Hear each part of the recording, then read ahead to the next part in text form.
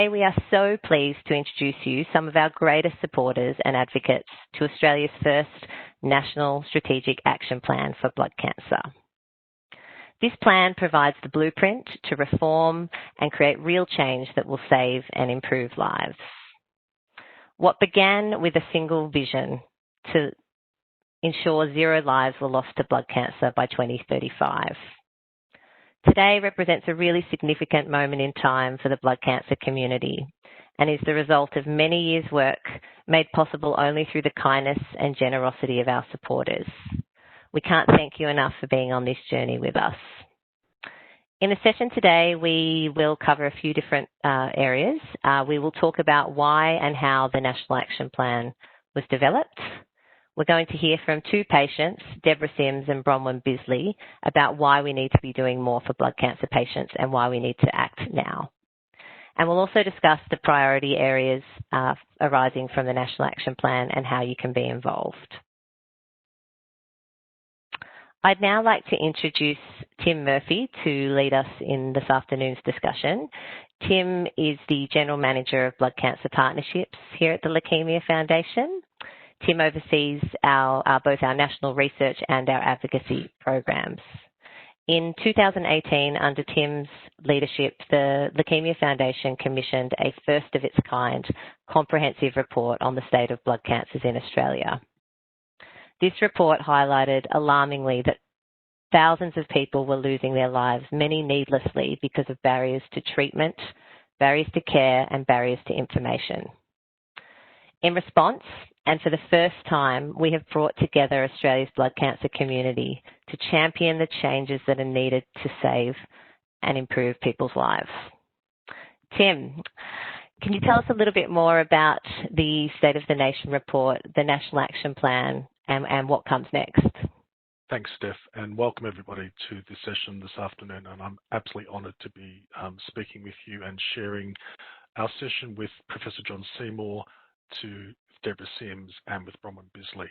And it is their leadership and their courage in being advocates and clinicians who are wanting to advocate for change that has made the work of the Leukaemia Foundation and the work with you to change lives so compelling. And so hopefully you'll find through the conversation today that we've created an evidence base that is compelling reason for action.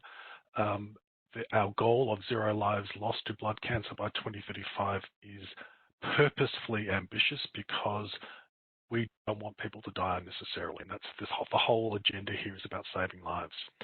So as Steph said, we have been able to do this because of your generosity. There are supporters on this call, ambassadors for LF, hematologists, researchers, cancer organisations, the pharmaceutical industry, and people living with blood cancer. This community of interest, this community of concern, a movement for change is ready here behind this evidence report that we've brought together. And what we found is really quite staggering.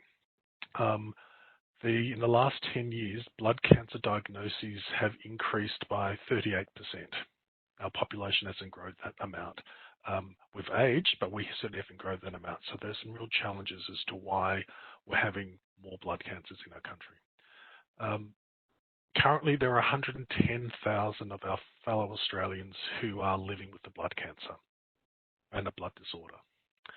We know from the projections of the State of the Nation report, which was the first ever investigation into the various diseases that are myelomas, lymphomas, leukemias, and all the associated 140 other diseases. We found that together they are a significant burden, not just on us as individuals, but to our health system. So in 2019, the health system was spending just over $3.4 billion on direct costs in supporting people through their treatment and care. And when we project to 2035, we anticipate there'll be 275,000 Australians living with the blood cancer and nearly $11 billion in direct costs. Staggering numbers, which show us, Steph, that there is something we need to do today so we don't have a situation in 2035 of that burden of disease and the burden of death. Quite frankly, we want to save lives. Wow, Tim, some of those stats are quite alarming.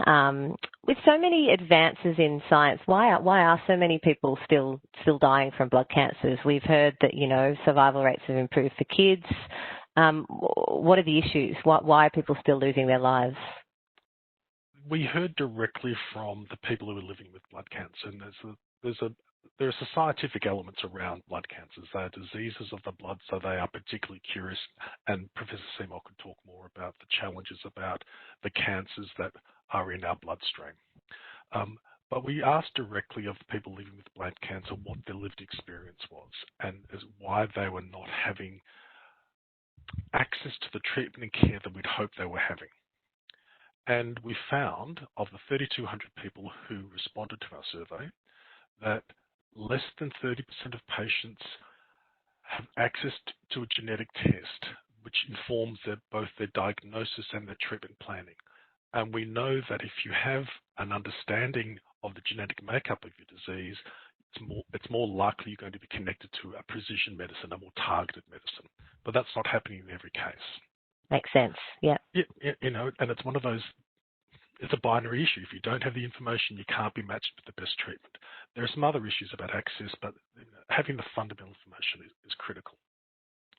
And then another part of having information is a patient, and many people on the call today, when you receive that diagnosis of you have a cancer, you get automatically into, I can't hear anything else. And so the provision of realistic, reliable, credible information and a written care plan about what your options are is something that's also important. And we found that less than half of the people who responded to our survey said they were getting this kind of information. So you get confused. You have to learn a brand new language around hematology, and there's not a lot of data that's credible provided to you. There's another challenge there, Steph. And Tim, can you tell us a little bit more? I remember reading in the report there were some issues between people who live in rural and regional areas compared to those who live in the cities. One of the startling things about this first ever report was we looked at the available Australian evidence and data from the Australian Institute of Health and Welfare and looked at the long-term survival rates of people based on where they lived. Let's call it the postcode lottery. And if you live outside of a metro area, and depending on which state you live in, you have a variability. Now, there are lots of root causes for it, and we're not pointing out any particular cause at this point, because the further work we've done is identified some of those challenges. But there's a 13% disparity if you live outside of a metro area or live in a regional area, which means 22,000 lives in our projections to 2035 will be lost unnecessarily. And that's because people aren't getting access to the right treatment, the right time, the right diagnostics as quickly as they should in comparison with their brothers and sisters in the cities. Okay, so Tim, it sounds like we've defined the problem. We've defined some of the issues, which is wonderful. A well-defined problem is half of the solution, they say. What's next, or what have we done with those findings since that report was finalised? So we found that there's no national standard of care. We have really great expertise, and Professor Seymour is going to talk about his Centre of Excellence at the Peter MacCallum and the efforts to spread the expertise around the country. But we found that by bringing blood cancers together in this first ever report, that invisible gaps were starting to be seen. And we found that there was inequitable access to services, diagnostics and treatments, and there's delays in diagnosis because of the relationship between a GP connecting someone to a specialist. Fantastically, last year we had very strong relationships with both the federal government, the Liberal Party and the Labor Party, both of whom saw the compelling nature of this work, and I'm sure we spoke to a number of people on this call when we launched the State of the Nation report, and both the Labor Party and Liberal Party said, we need to do something about this. And then when Prime Minister Morrison was reinstated, we worked with Minister Greg Hunt to establish the first ever National Blood Cancer Taskforce, which Professor Seymour is co-chairing. And that's the first time we've been able to get all the leaders and the patient voices, the haematologists, the clinicians, the regional experts, patients themselves coming around to say, what can we do collectively? And we've produced the first ever, as you said earlier, the Blueprint for Change, which is our National Action Plan for Blood Cancer, which has found 4 major priorities for reform. Can you tell us a little bit more about some of those priorities, Tim? The central thinking that we've always carried through was the voice of the patient as the Leukemia Foundation is central to our thinking. An empowered patient, someone who understands their disease, the circumstance of which they live, and the care that they receive, will be someone who is more able to manage their disease. So we've said that an informed patient is central to what happens, what we need to do. And the environment around them, the hospital system, the care system, responds to their needs. This is patient-centric care. And so that's what our major set of recommendations are about, supporting an individual and their families to be better equipped to navigate through the challenges of blood cancer. We also said that we need to make sure the standard of care was consistent around the country. There are pockets of excellence all over the country, but they're not consistently applied. So we want to achieve best practice in the best possible way to save those lives. So, Tim, does that mean if you're, I don't know, someone living in rural Victoria, you're going to have sort of a different experience to someone living in the city because of those, I guess, disparities in access to treatment, access to services? The data says that, Steph, and that's one of the great challenges of this report is it's starkly obvious that there's need for reform. Now, every circumstance is different, so we can make some blanket statements here. But when we talk to Deb and talk to Bronwyn soon, you know that the circumstances of every person is very different. So our agenda is make equitable access to everybody, and the current situation is that's not the case. Excellent. So what's next, Tim? We've obviously developed the plan. What's your next goal within the next few months? The Blood Cancer Taskforce worked incredibly diligently from September last year to June of this year when we provided the report to Minister Hunt and the Federal Department of Health. We, as you know, and everyone on the call knows, we're in the middle of Blood Cancer Awareness Month, and we're in very close negotiations with the Minister for an imminent announcement around how the Commonwealth will work with us on the next stage of implementing the recommendations. So I hope we'll be able to say more about that during this month, and we're in very good negotiations with the Commonwealth about that. But this is not just a government response. You know, we've brought a consensus of the blood cancer community. We brought the hospital networks, the clinicians, and the funding community also needs to work with us to continue to work this multi-party response to care for patients. Can absolutely see that, Tim. The agenda you've just described is certainly bigger than any one organisation, and it's going to take some considerable investment and a whole lot more collaboration, like what we're already doing to make this happen. So we'll come back to that a little bit later on. For every number you mentioned and what we saw on screen a few moments ago, there are countless personal stories that we see in our day-to-day work here at the Leukemia Foundation. I know many of you who are on the call with us this afternoon have your own very personal experience, and we acknowledge that. And we understand that you may be able to relate to some of the issues that Tim has mentioned already this afternoon. So with that, I wanted to jump to Deborah. Deborah Sims, who we mentioned at the beginning of this call, to share a little bit about her experience. Deborah was 38 and the mother of 3 young children when she was diagnosed in 2011, which what at the time was described as an incurable form of chronic lymphocytic leukemia. On screen, you should be able to see a picture of Deb at the time she was diagnosed. She's there with her daughter Tash, who was 2 at the time, if you can imagine that. And the photo Next to that one is Deb last week celebrating her 47th birthday with her 3 beautiful children. Remarkable considering she was given such a poor prognosis when she was diagnosed. So since her diagnosis, Deb has become a strong advocate for patients. She joined the Blood Cancer Taskforce, as we've mentioned, and has been an active supporter and fundraiser to the Leukemia Foundation for a number of years. We're so grateful to have Deb in the tent with us as we embark on this really ambitious and bold goal.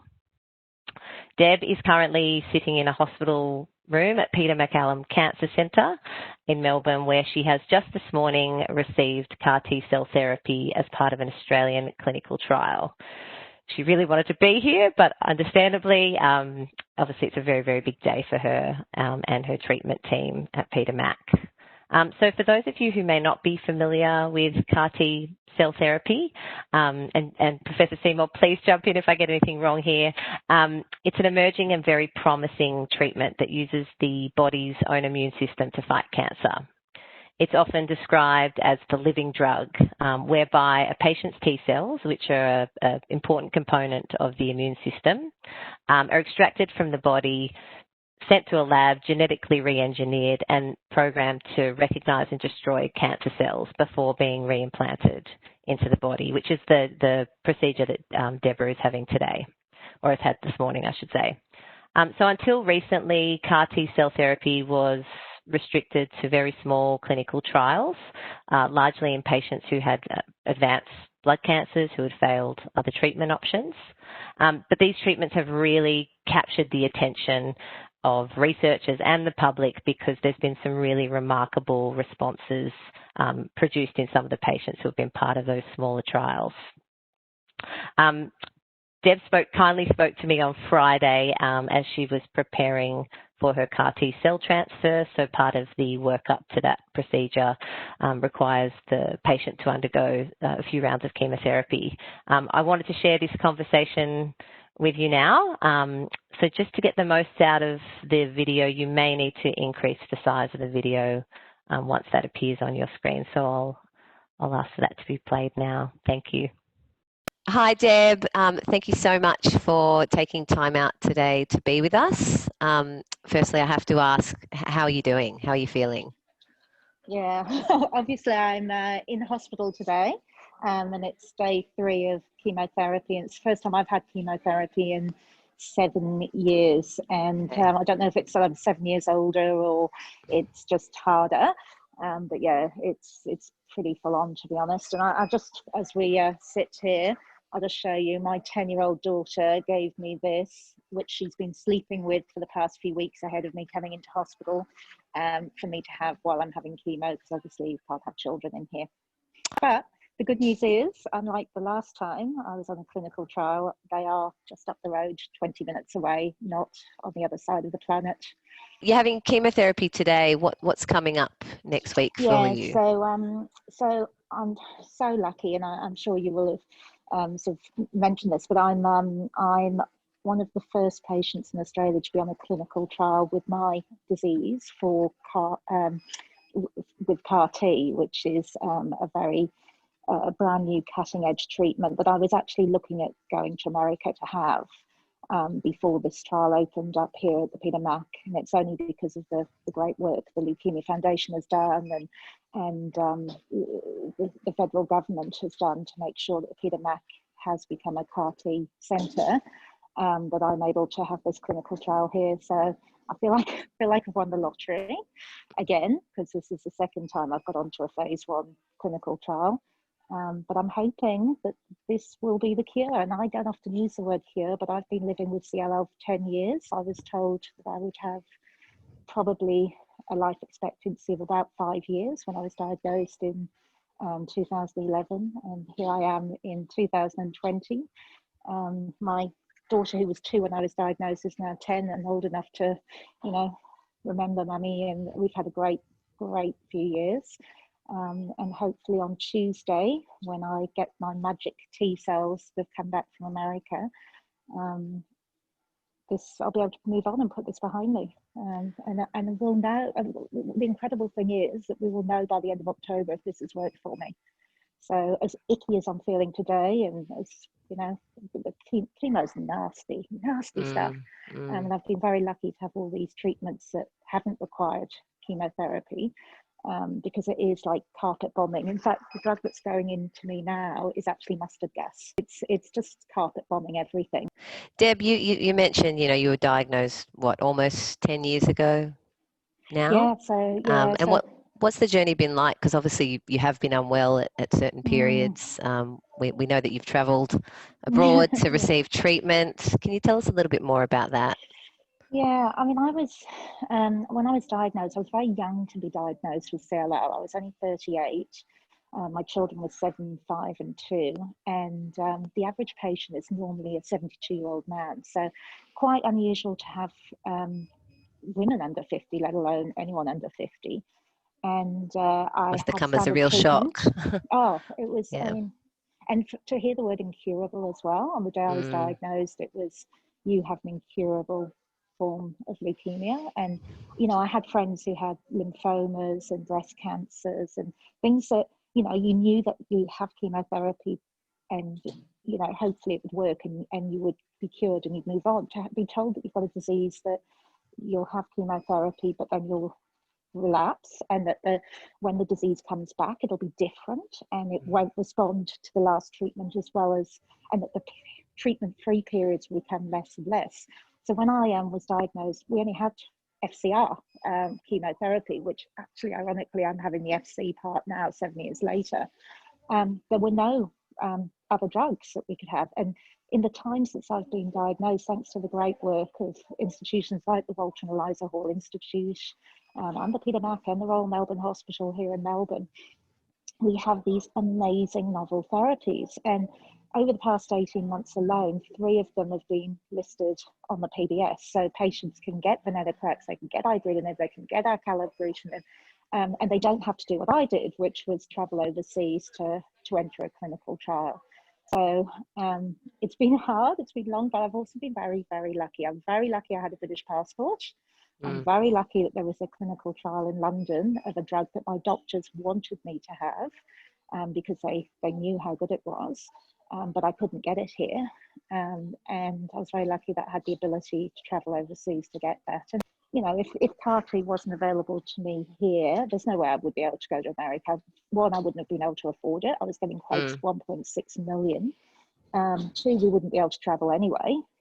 And so I would be now prepping for an allogeneic bone marrow transplant, and that still would only give me a 50% survival, 5-year lifespan. So, you know, with the potential for other things to go wrong, I understand. Absolutely. And it's just such a long, hard uphill, you know, it could be a year off work.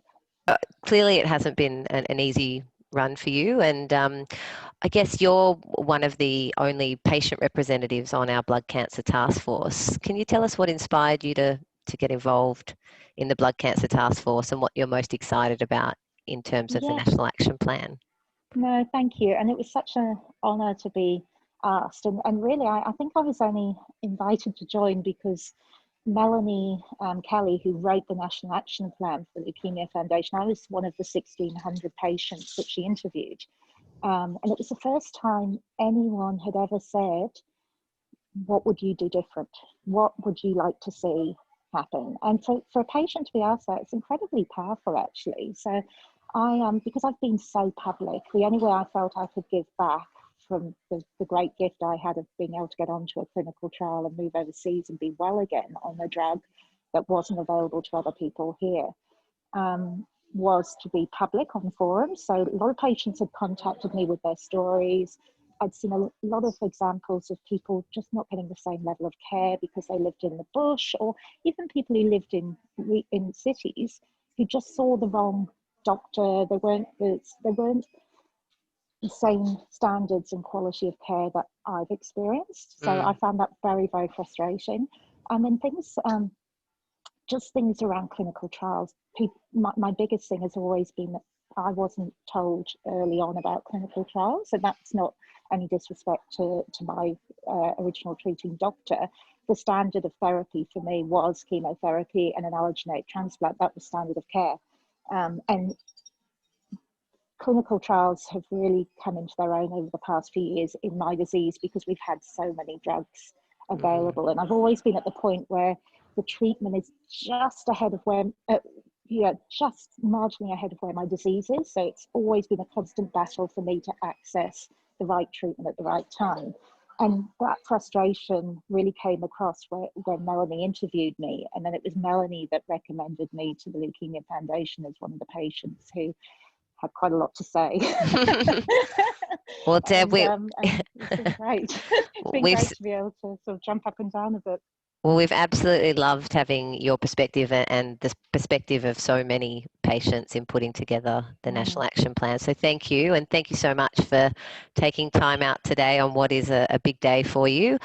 All the best for your treatment on Tuesday. We look forward to hearing how it goes, and yes, we can't thank you enough for everything you've done. Wow, what an incredible story Deb just told, and to think that after today's treatment there's a 50% chance that she might be cured of her disease. I think we can take from that this therapy really gives patients the opportunity to achieve remission after maybe conventional treatments have failed for them. But unfortunately, access does still remain an issue with this particular novel therapy.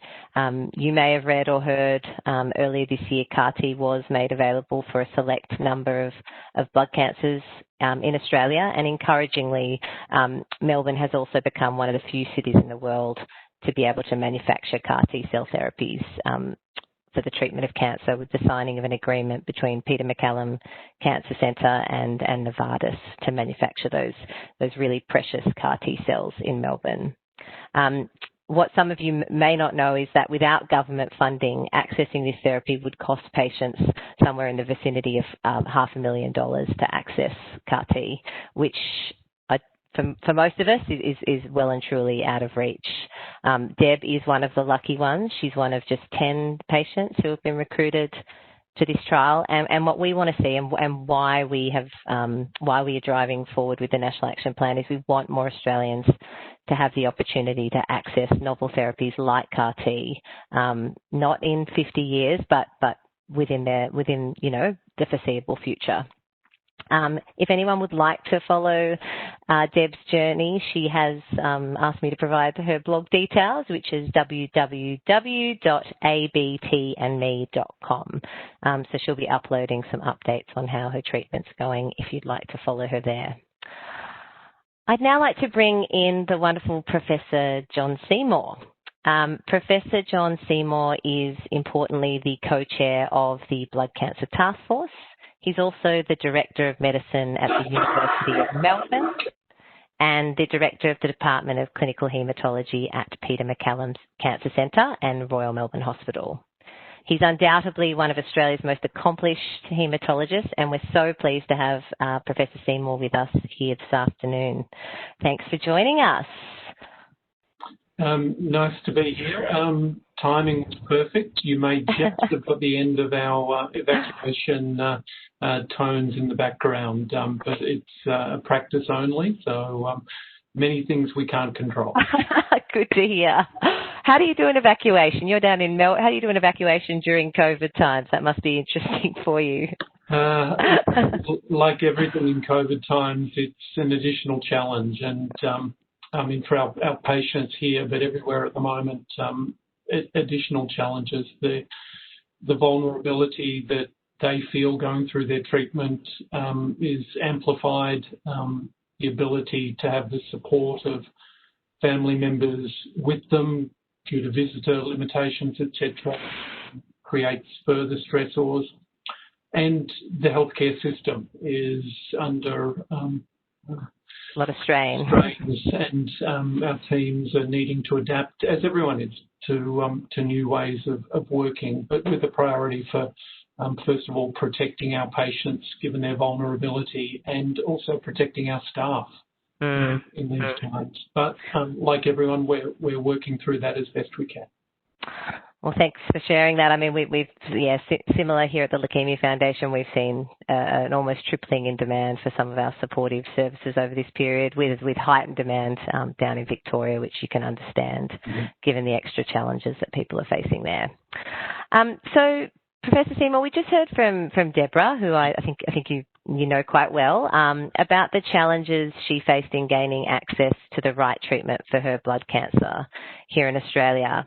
I wanted to ask you this afternoon, is this something that you see frequently in your work, and is this something you believe we can change in the future through the implementation of the National Action Plan? A profound yes to both of those elements. And the National Action Plan is absolutely targeted on achieving that.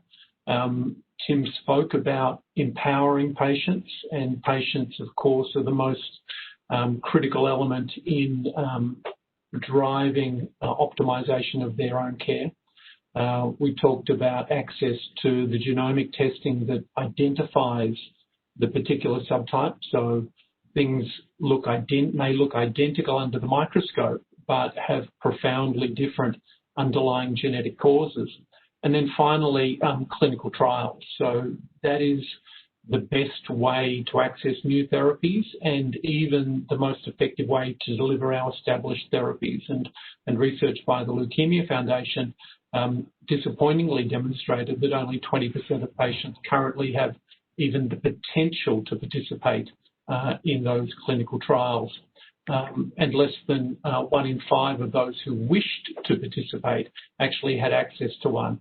And sadly, those numbers are even worse if patients are from rural or regional areas. And part of that issue is the profound heterogeneity, the variability in these blood diseases. While they may look similar under the microscope, as I mentioned, there's more than 100 different subtypes. And as we get more and more precise in defining each of those sub-entities, the market, using the commercial term, or the patient population to receive potentially those individual drugs shrinks, yet the likelihood of benefit for each individual is increased. But for the pharmaceutical industry, the cost and complexity of developing a drug is diminished if it's only for 100 people a year instead of 100,000 people per year. So those burdens, those issues create hurdles for clinical trials. And that's where the National Action Plan comes into play. So it addresses that full spectrum of issues, the limited financial support, both practically and for accommodation and transport for patients travelling to participate in clinical trials. It addresses the barriers for implementation of what we call a teletrials model, where the larger centres have the capacity to reach out and deliver those and supervise the delivery of those treatments in regional areas, and sets a key performance indicator around mandating the discussion and consideration of potential clinical trial participation for each patient diagnosed with a blood cancer. Wonderful. So it's not just about increasing the number of clinical trials. In some cases, it might be looking at different ways to run clinical trials, obviously making sure patients have the right information, have the opportunity, that they're having that discussion with their haematologist. Sound like we've got our work cut out for us, Professor Seymour. Could you share, obviously your involvement in the task force is so valuable, particularly as the co-chair. Appreciating you're obviously very busy with your clinical load and other responsibilities. Could you share a little bit about why you decided to join the Blood Cancer Task Force, and how important is this work for blood cancer patients and their families? It's profoundly important and has the potential to truly be transformative. As you might be able to tell, my kids tell me I've got grey hair. I've been doing this for a while. And maybe naively, I used to believe that discovery and generating data alone was sufficient. But I've found that simply showing that something is superior does not guarantee that will be funded, will be taken up, and will be widely and effectively implemented across the totality of the health system. So at this phase in my career, the ability and the desire to actually have an impact on a larger scale than individually one-on-one with the patient. And the task force was a unique opportunity in my experience because of the breadth of representation that it brought together. From patients, patient advocacy groups, the treating clinicians of all craft groups, nursing, pharmacy, medical in cities and regions, and the pharmaceutical companies who have a vested interest in these drugs, but also the government structures that are then empowered to implement change. It is unprecedented in my career having that opportunity with all of those stakeholders absolutely committed to the single goal of implementing and improving the outcome for patients with blood cancers.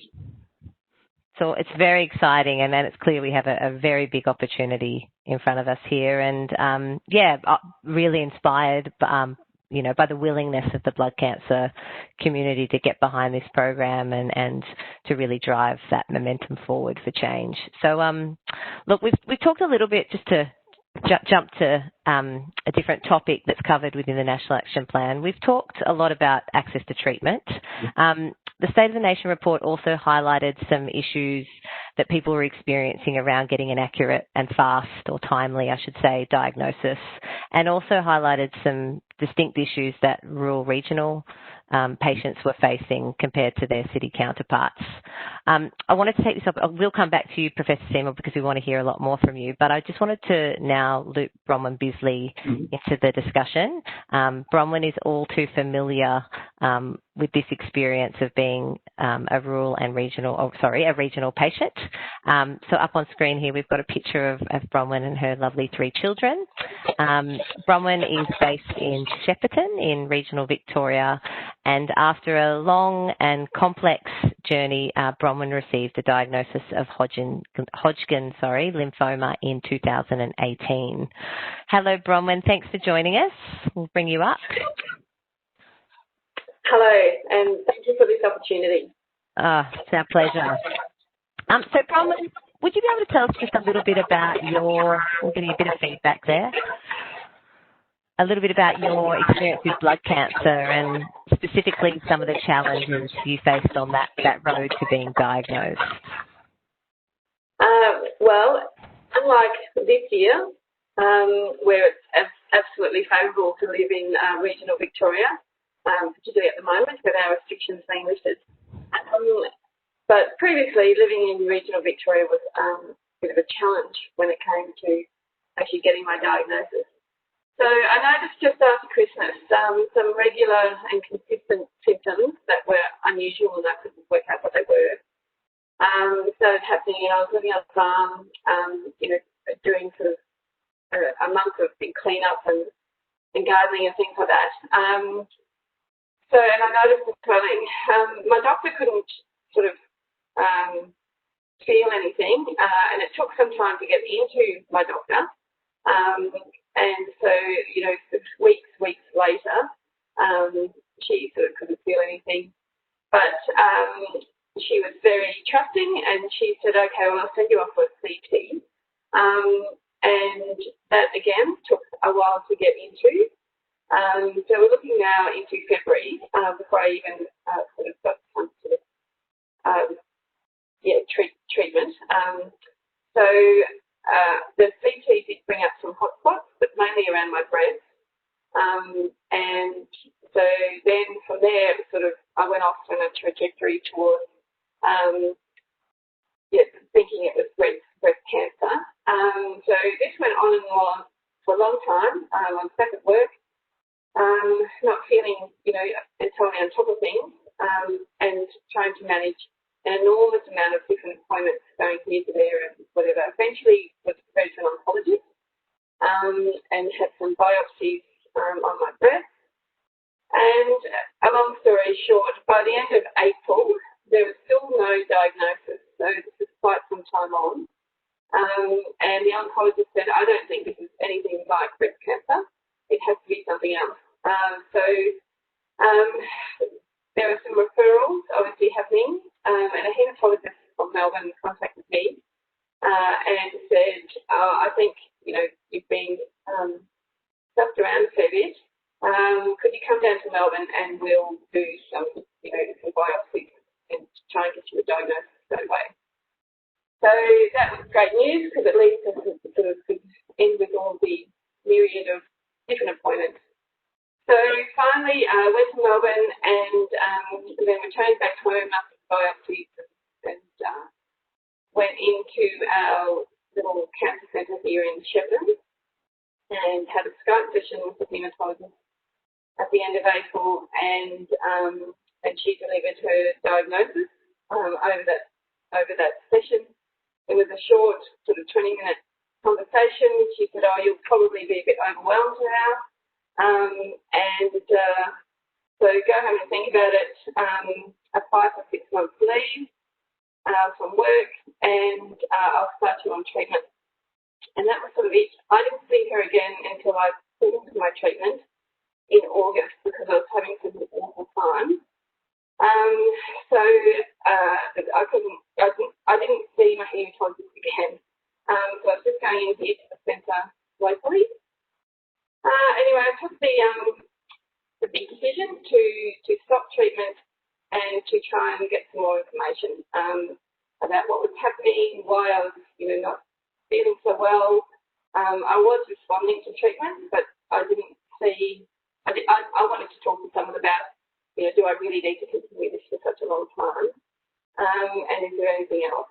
So eventually, I took 3 weeks to have a good long think about it, to gather some information on my own. I called lots of people, spoke to lots of friends who had friends, contacts and different things like that. So eventually I travelled to Melbourne and to meet with another haematologist. And then I was going back in having a much more individualised treatment down in Melbourne. And thanks to the Leukemia Foundation, all that travel backwards and forwards and supporting me living out on a farm was fantastic. I'm glad we were able to help you with that, Bronwyn, and that's only thanks to many of the supporters who are on the call this afternoon. Sorry, so obviously, yes, you didn't have a great experience getting that diagnosis quickly. Is there anything that could have been done to make, obviously, getting access to an accurate diagnosis early would have been wonderful, but is there anything in particular that would have made your journey that little bit easier during those few months where you were trying to navigate the system and trying to get information? What would have helped you in that situation? Having access to a treatment team would have been fantastic, and having some information. So having just some conversations with my treatment team, haematologists, and things like that. So being up here in the regional area and going to the local centre just for my treatment, it felt really disconnected. So I didn't feel like at that, I was receiving treatment, but then not having regular conversations with anyone with information or just knowledge on what was happening to me. So I was desperate for that. Thank you, Bronwyn. Thank you so much for being with us this afternoon and for sharing such an insight into your experience. I might jump back now to Professor Seymour, if that's okay. Bring him back up.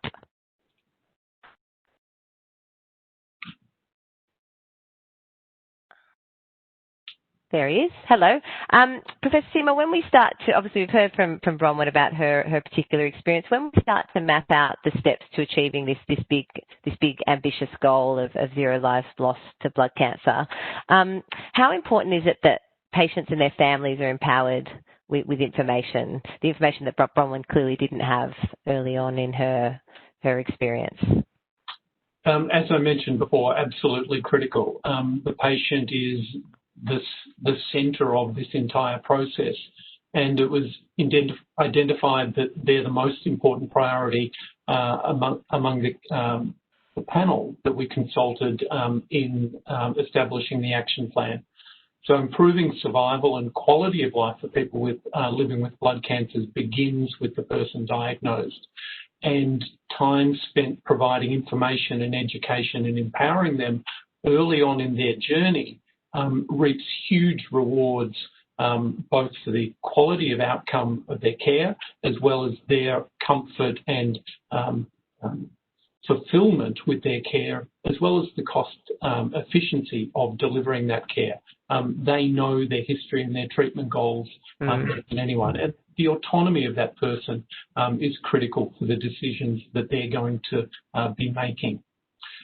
We know that patients report experiencing significant delays, both in the diagnosis and seeing a haematologist, and about 1 in 5 reporting that it took more than 2 months between their initial presentation to the GP and their first appointment with the haematologist. Wow. And about 1/3 reporting referral to inappropriate specialists before ultimately seeing the one that they need to.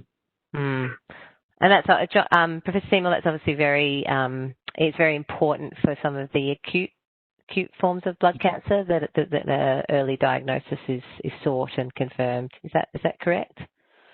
Yes, but it does. So early diagnosis, while patients are free of potential complications in the aggressive and rapidly progressive malignancies, but precise diagnosis, even in the slower growing malignancies and before things are what we call bulky or advanced or high tumour burden, also increase the available treatment options and the patient's capacity to cope with that treatment. So delays have an adverse impact on patients' outcome. All patients. Okay. Thank you for clarifying that. Now, I think we're just keeping an eye on the time here. Could you tell us a little bit more about maybe some of the recommendations that have been developed to help empower patients and to ensure that they do receive that accurate and hopefully timely diagnosis? Yes, and as I mentioned earlier, that's a central pillar of the National Action Plan, and it takes a number of elements. The first is around education of general practitioners around the symptoms of and the appropriate referral pathways for blood cancer diagnoses, networks to improve the rapidity, precision and availability of those precise molecular or genomic tests to give a precise diagnosis, and then provision of a written treatment and survivorship care plan for the patient so that they have written outline of what is proposed for their treatment, both to enable their awareness of, but the ability to seek second opinions or validation that is the optimal pathway. And then finally, nationally consistent guidelines around recommended treatments for the spectrum of blood disorders. And so all of those will interdigitate, will mesh together to improve the timeliness, the accuracy and the efficiency of treatment for all patients. Wonderful. Thank you. Thank you again, Professor Seymour, for being with us. Just a reminder, if anyone does have questions, I can see some coming through on the chat to post them in the Q&A section, and we'll aim to answer those in a moment. Tim, I'm just going to jump back to you now. So we've heard that 0 lives lost to blood cancer is a very ambitious and bold agenda. How is this going to happen, and what's next for us? Thanks, Steph. As John and Deb and Bronwyn have talked about, access to information, access to treatment, absolutely critical. And there are 4 pillars to the action plan. We've talked about empowering patients and achieving best practice, but there's also 2 other longer-term agendas, which are about making sure the next treatment is being developed, and we, as here in the South Pacific, get access to those treatments from major companies around the world, and then patients get access to them quickly.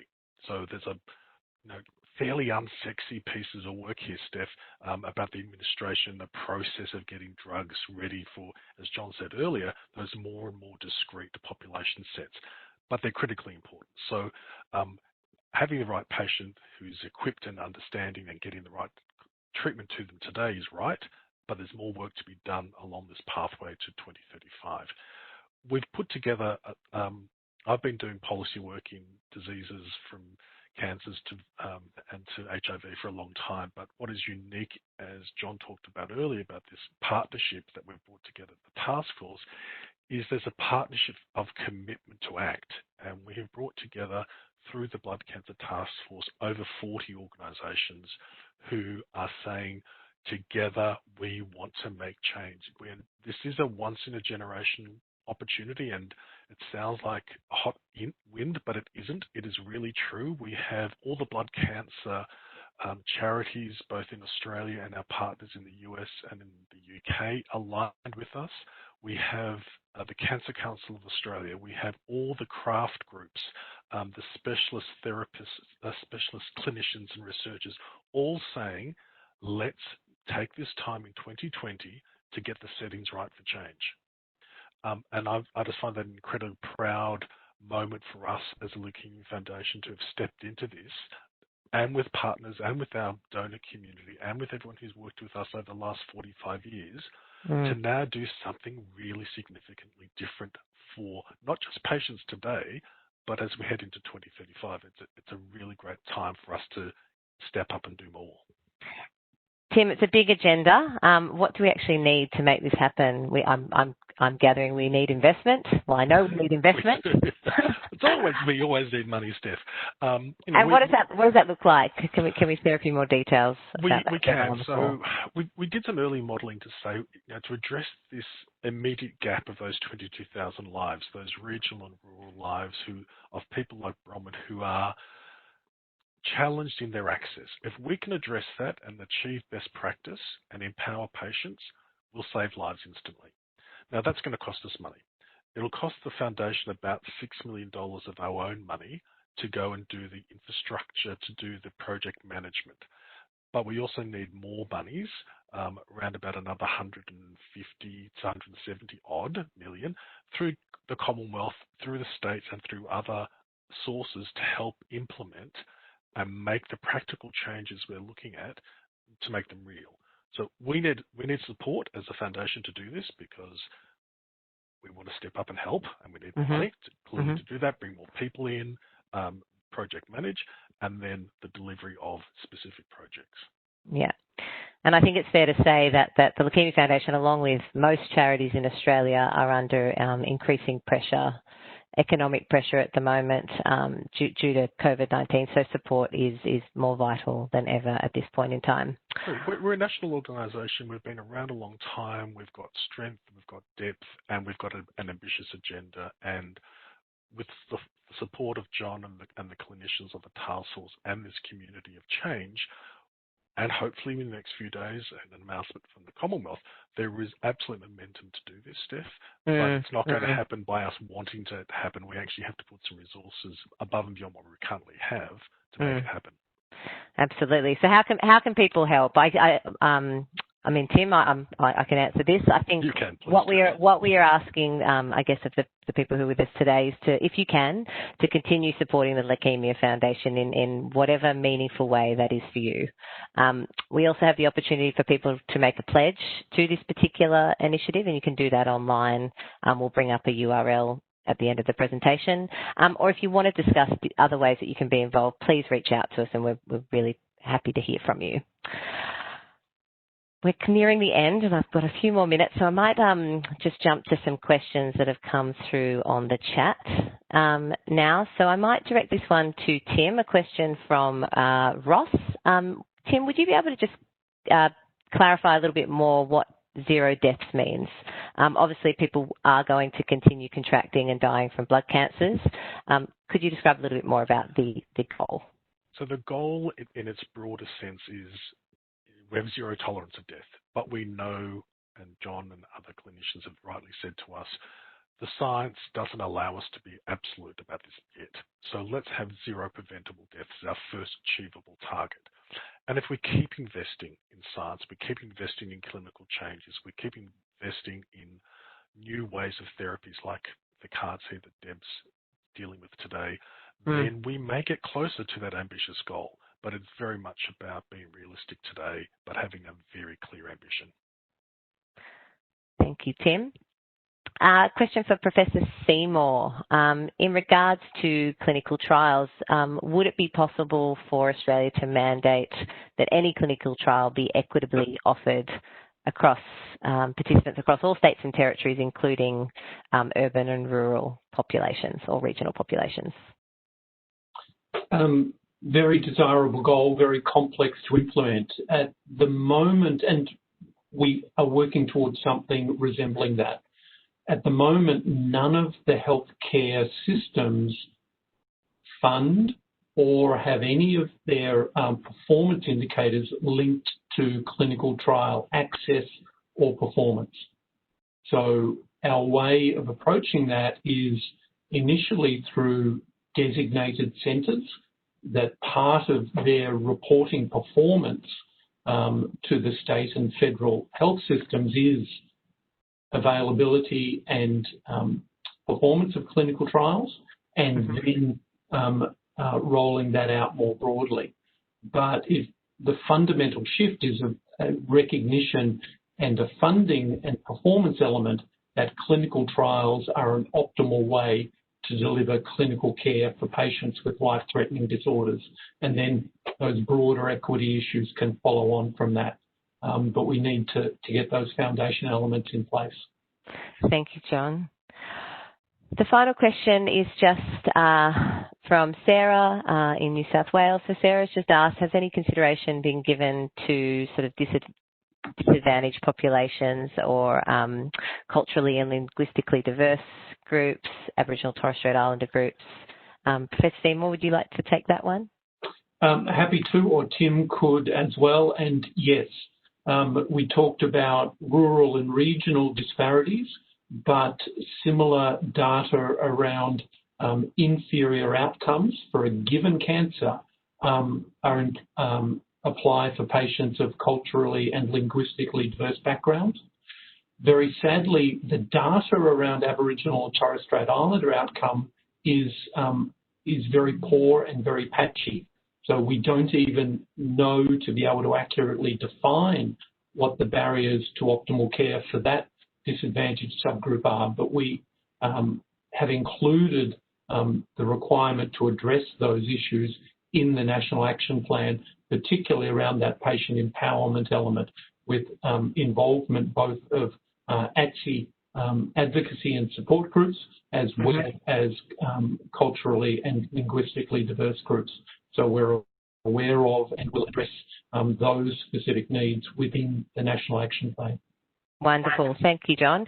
Just nearing the end of our session, so I just might do a quick little wrap up. Thank you, obviously, to our wonderful speakers today, Bronwyn, Deb, Professor Seymour and Tim. And thank you to all of you for joining us on the call this afternoon. Over the next couple of days or within the week, you'll receive a link to view the recording of this session. And we also really look forward to sharing a copy of the National Action Plan once that's launched publicly. I'd just like to again say a very big thank you to those who have already contributed to the National Action Plan and the Blood Cancer Taskforce. We couldn't have done this without you. If you would like to get involved or have any questions, we'd love to hear from you. Our details will be up on screen at the end of the presentation.